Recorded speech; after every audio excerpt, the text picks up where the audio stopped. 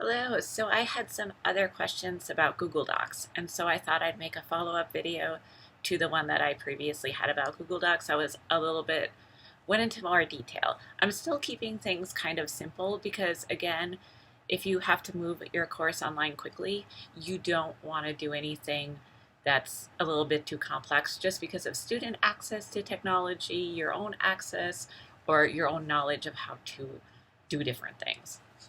So right now we're looking at a draft of my syllabus for fall 2020 for my graduate course. And so what I'm going to do is I'm going to go through some things that you can do if you wanted students to collaborate on a Google document, for example.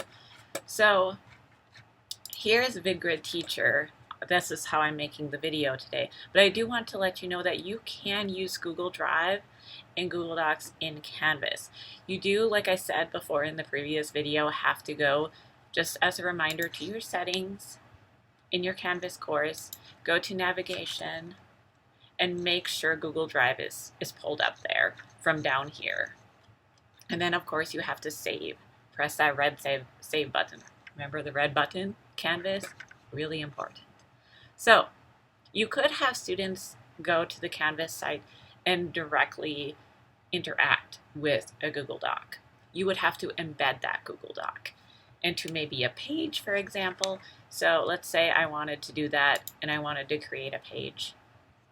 You can see on my front pages there, you have to go to View All Pages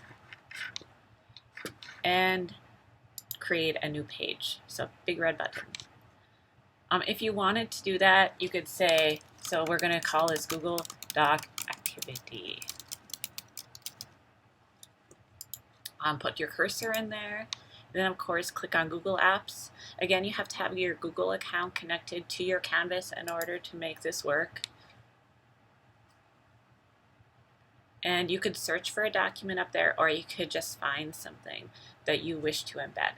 So I am going to go to, it's my old assignment, or my old class. Okay, this is for digital ethics, so I'm just going to do this. And you click embed. And you will see it pop up here. The one cautions that I do have is usually students also have to kind of like sometimes do a sign in for Google or Gmail in order for them to have access. I have seen that happen sometimes. So just as a caveat there, but you could have students just kind of interact with the document here if it's embedded. Most of the time, I just give them a link to the document and allow them to edit or work within the Google Doc right here, as you see right here. But that would be an option for you if you just wanted to kind of create a page, and then that way you could give instructions and stuff like that on the page. But I will just caution you that technological glitches do happen. So just prepare for that. So it may not work as perfectly as you want. If you do want to also give them a link, you can send a link as well to the document. And I usually do both. I'll have a link at the top and then I'll embed the Google Doc at the bottom, so that way they have two ways to access it. So that would be an option for you if you wanted to do that. Again, I'm not asking students to do this, so I'll just cancel, but you would want to save and publish that. You'll also notice here this says, can edit this page, role selection. It's only teachers. You can change that to teachers and students and make this, easier if you wanted to. But I think that would also make it so that they could edit other things like the instructions and stuff like that. So it's fine just to keep it to teachers as well. All right, so I was going to show you some things you can do in Google Docs. So here we have a Google Doc. Somebody had asked if you can do any kind of editing in it. So let's say we have a document here and you want students to kind of give feedback, maybe revise a piece of writing a student has done, or something like that. Right now, I have this document set to editing, which means when I edit the document, like let's say I add 20 there, it just shows up. It's very like a Word document. If I wanted to see the edits that students are making to a document that I put into Canvas, maybe they're giving feedback on a draft or something like that, you can make it so edits become suggestions. So I'm going to click on that, and I'm going to do the same thing that I did there. Notice suddenly there's a comment that pops up, and this is just an edit that's just a suggestion. People can go through and reject that suggestion or accept it. It's all up, to whatever activity you're doing. So I'm just going to accept, and it disappears. And just note that I'm still in that, suggest edits become suggestions mode. So as I go through the document, it's going to show up that way. You can also just make it so the document is viewed. No changes are made to it. But I'm just going to go back to editing now.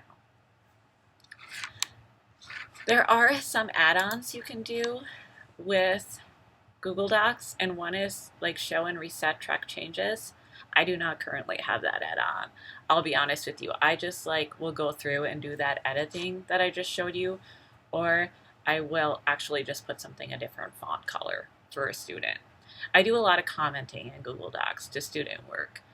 And again, just so that it's clear, in order for me to make any kind of changes to a Google Doc a student sends me or interact with it in certain ways, they have to give me certain permissions to do so. So you usually will have to instruct students, if they don't know, if they're not familiar with Google Docs, how they can do that, set up a Google Doc. So let's say a student set up a Google Doc. You could set it so that anyone with a link can edit. And then you just copy the link and submit it. There's also this people here, and I didn't really discuss that last time, but you can put email addresses here. So if you want your Google Doc even more feeling secure, so you feel like, oh, I don't like having this open link that anybody can go in and edit. You can just put anybody's email address. It can be Pitt State email, it can be Gmail, it can be anything.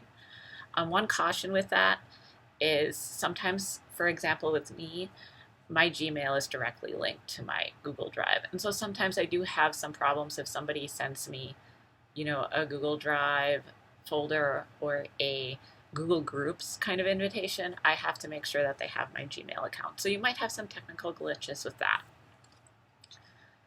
I'm just going to get out of that. So those are some things that you can do that are pretty basic in terms of interacting. There used to be a chat function in Google Docs, and it's no longer there. But you can always leave comments. So here's how you leave comments. Let's say I want to leave a comment on this. Look, I highlighted that.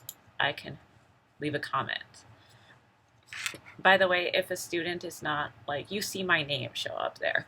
If a student does not have a Google account really, they're just in a Google document where, let's say they're anonymous walrus or something like that, it's not going to show their name like that. So just FYI, it might be hard to track who's saying what in your Google document.